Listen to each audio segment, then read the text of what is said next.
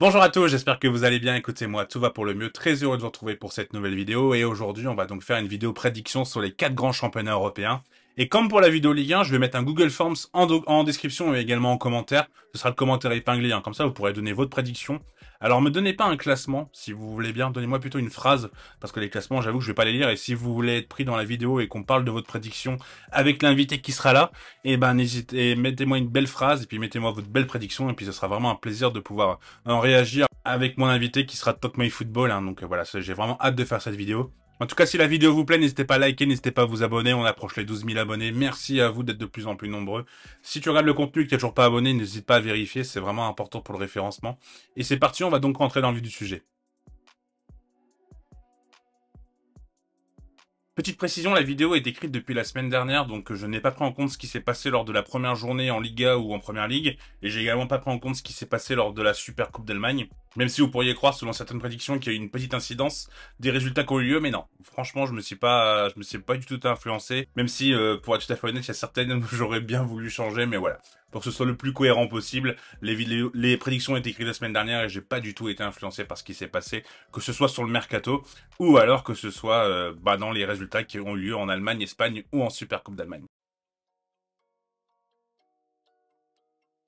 Pour la première prédiction, je vais partir en Angleterre et ma première prédiction est que le top 4 d'Angleterre sera premier Manchester City, deuxième Arsenal, troisième Manchester United et quatrième Liverpool. Alors pour les deux premiers, honnêtement, j'ai pas trop de doutes. Alors peut-être sur l'ordre et encore, j'ai du mal à voir Arsenal sortir City, même si l'année dernière ça a failli se faire.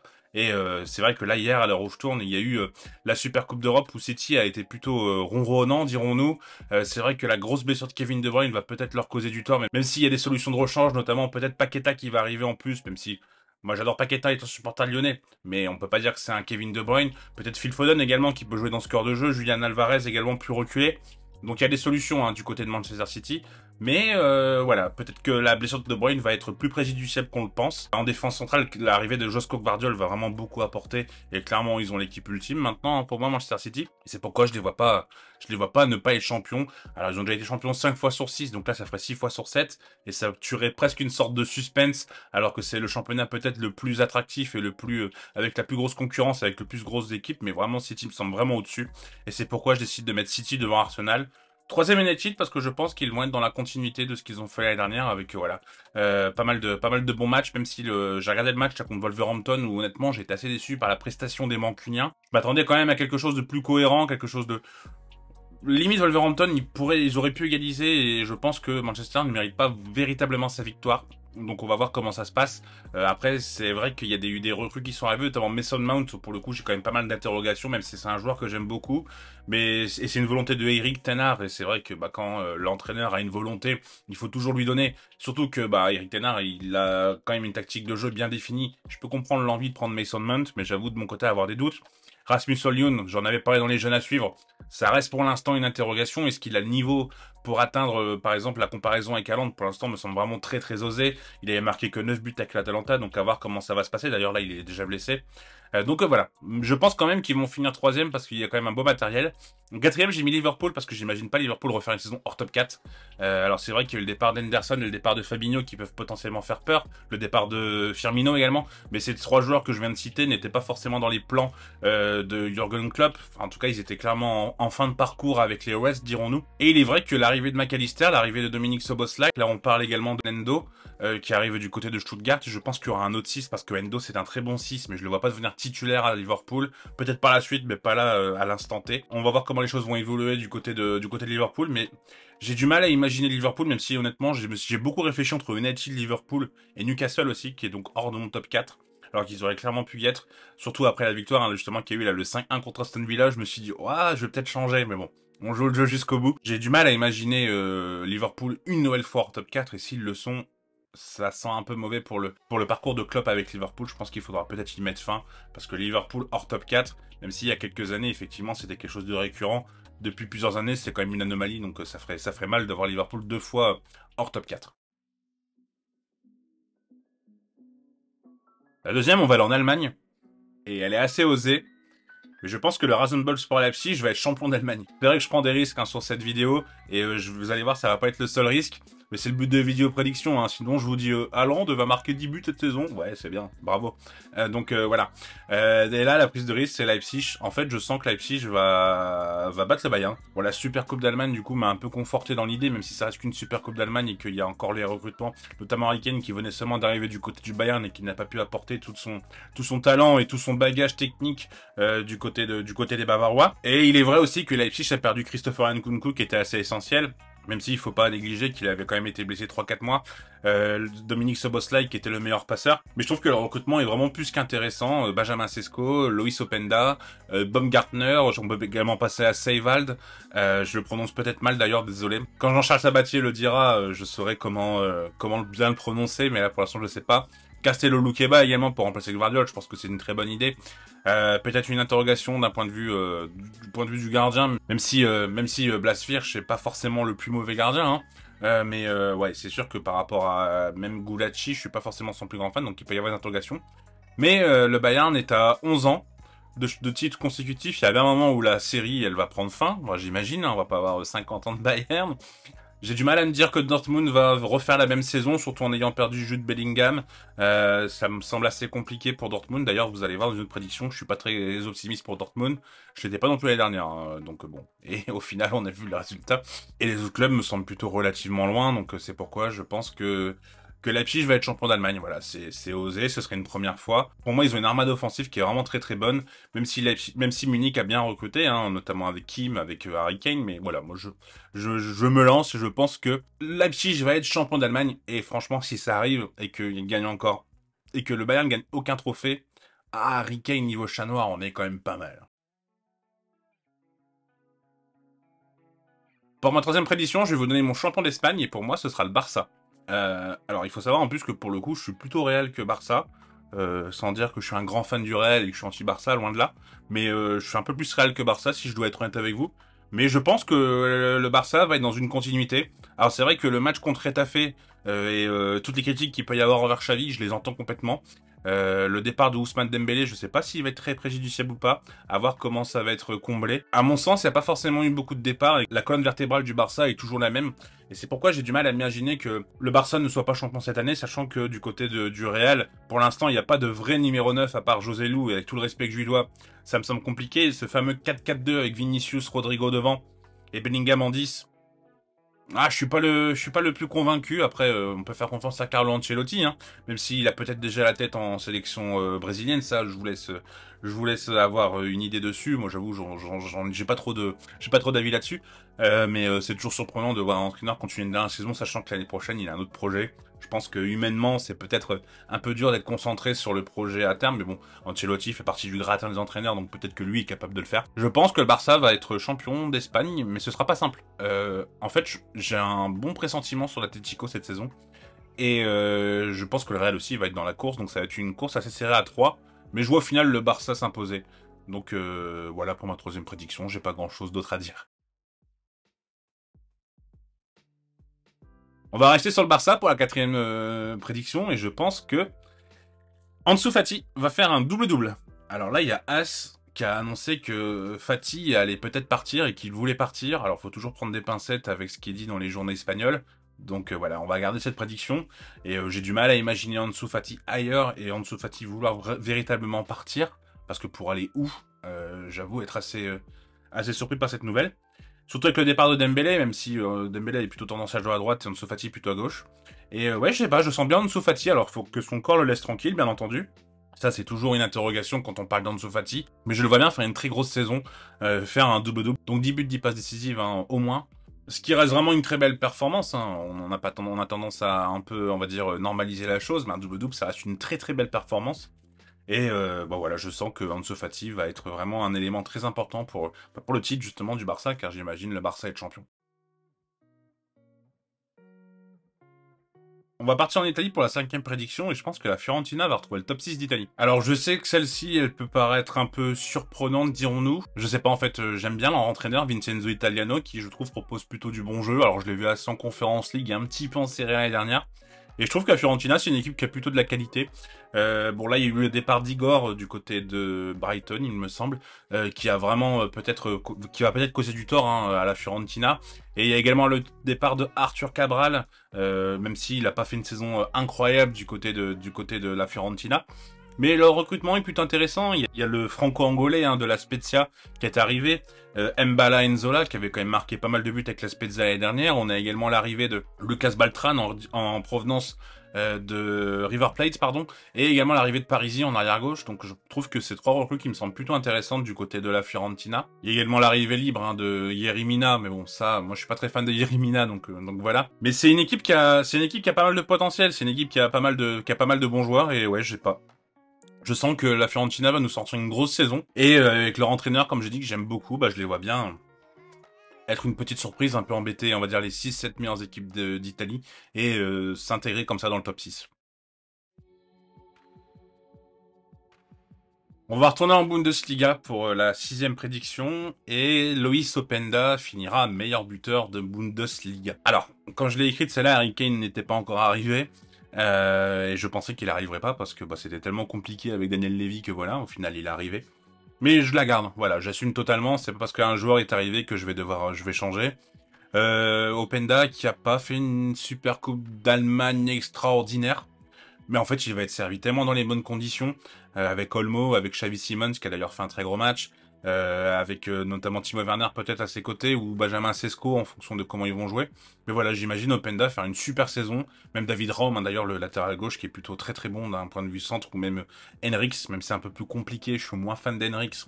Il est quand même meilleur que ce qu'il a montré à Monaco, hein, mais c'est pas le joueur qui me fait le plus saliver, dirons-nous. Mais ouais, j'ai un vrai bon pressentiment concernant Openda. Je pense qu'il va tout casser et qu'il va faire voilà une saison à peut-être plus de 25 buts et il va devenir il va devenir meilleur buteur de Bundesliga. J'en suis pas convaincu parce que ça dépend des autres, ça dépend d'Harry Kane notamment. Je pense que ça se jouera entre les deux ou peut-être même de Benjamin Sesko qui va se retrouver titulaire et qui va vraiment montrer. Mais voilà. Pour moi, pour conclure, effectivement, je pense que Openda va faire une excellente saison et qu'il va donc être le meilleur buteur de ce championnat. On va retourner en Italie pour la 7e prédiction, et celle-là, j'avoue qu'elle est assez osée, mais comme j'ai dit, je voulais prendre des risques, parce que sinon c'est pas forcément amusant. Et je pense que Kvaratskhelia, il va faire une mauvaise saison. Honnêtement, il n'y a pas vraiment de grosses explications, à part le fait que bah, l'année dernière, c'était quand même une année assez exceptionnelle pour le Napoli, avec notamment Spalletti, où ça s'est vraiment très très bien passé, et Kvara a su parfaitement s'intégrer dans le moule. Mais en fait, j'ai un peu peur que le soufflet retombe concernant Gvara, même s'il avait fait des très belles choses, notamment en Géorgie ou au Rubin Kazan, hein, où il avait vraiment été excellent. Et je sais bien, et je sais pas, en fait, je suis pas très très optimiste pour les Napoli. Alors, c'est un avoir avec Rudy Garcia pour le coup, qui, même si à l'Olympique Lyonnais, effectivement, il m'a embêté par rapport à, notamment à sa communication et certains choix sportifs. Ça reste quand même pas un mauvais entraîneur, je pense que si on doit être tout à fait lucide, ça reste un bon entraîneur qui a eu des bons résultats un peu partout. Et si le Napoli va sur Rudy Garcia, même si ça peut paraître effectivement surprenant, notamment après sa pige à Al Nasser, il avait quand même une très bonne cote parce qu'à l'AS Roma, même si à mon sens il avait quand même un effectif assez énorme, et c'est normal qu'il ait performé avec cet effectif. Donc on va pas lui enlever de prestige et on va pas lui enlever voilà de compétences, mais je sais pas, je sens que Vara va avoir vraiment des difficultés cette année. Alors je le souhaite pas parce que c'est un joueur que j'adore pour le coup en plus, c'est vraiment un de mes joueurs préférés du moment, mais je sais pas, je suis pas en phase avec ce que va faire Kvara. Alors quand je dis une mauvaise saison, on va faire peut-être quelque chose d'un peu plus quantifiable.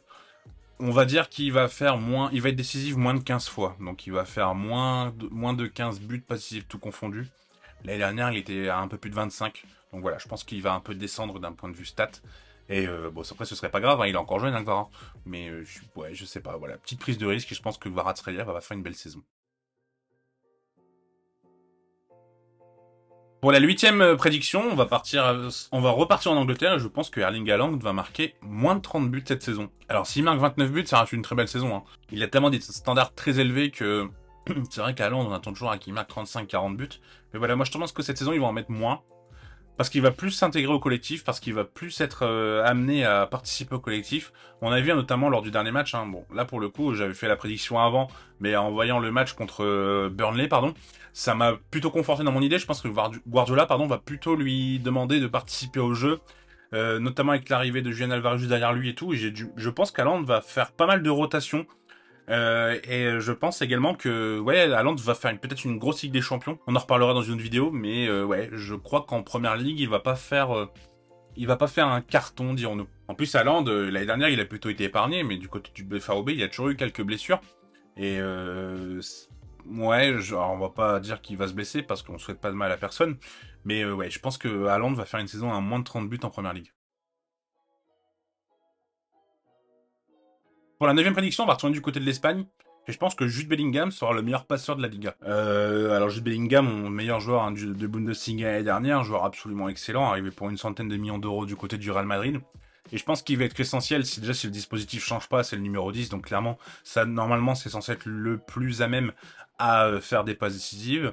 Et je pense qu'il va vraiment être essentiel dans le cœur du jeu, dans la création, dans ce lien entre le milieu et l'attaque qui pouvait un peu manqué par moment, surtout quand Benzema n'était pas là. Et ouais, je vois Bellingham faire vraiment une grosse saison et finir meilleur passeur de Liga. Alors effectivement, il y a des concurrents. On peut penser à Griezmann du côté de l'Atlético de Madrid, peut-être Isco au Real Betis. Non, là je m'enflamme. En fait, je suis fan d'Isco, faut savoir. Et même si j'ai du mal à croire en Isco, même si là il a fait un bon match hein, contre la Real Sociedad, mais je vois vraiment Bellingham devenir le meilleur passeur de Liga et être le joueur essentiel de ce Real Madrid en phase offensive.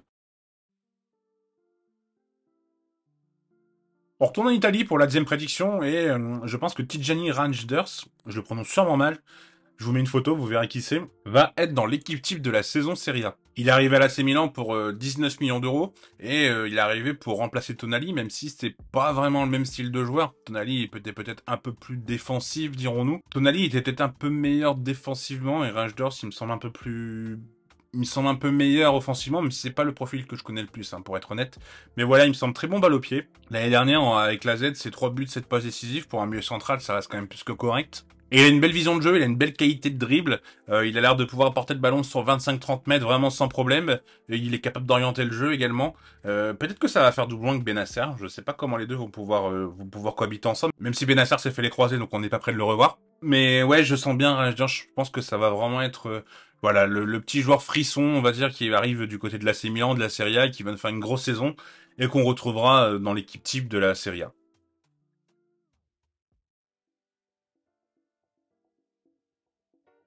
Il reste 5 prédictions. Si tu n'as toujours pas liké la vidéo, n'hésite pas à le faire. N'hésite pas à t'abonner si c'est pas fait également. C'est très très important pour le référencement. Et pour la 11e prédiction, on va donc parler de Mourinho qui ne finira pas la saison avec la Roma.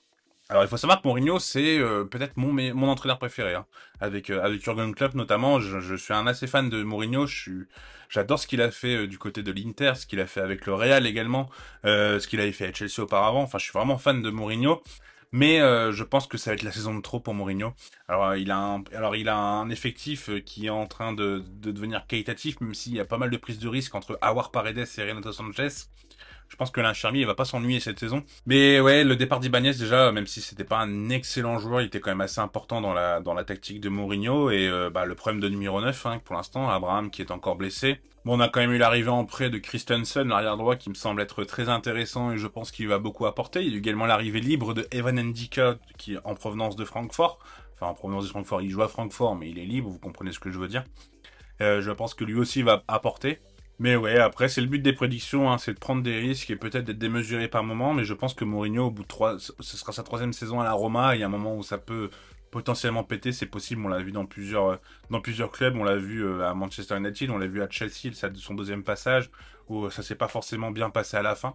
Et ouais, je pense qu'avec la Roma, ça va se compliquer, que les résultats vont peut-être pas être au rendez-vous, et donc je le vois partir en fin de saison.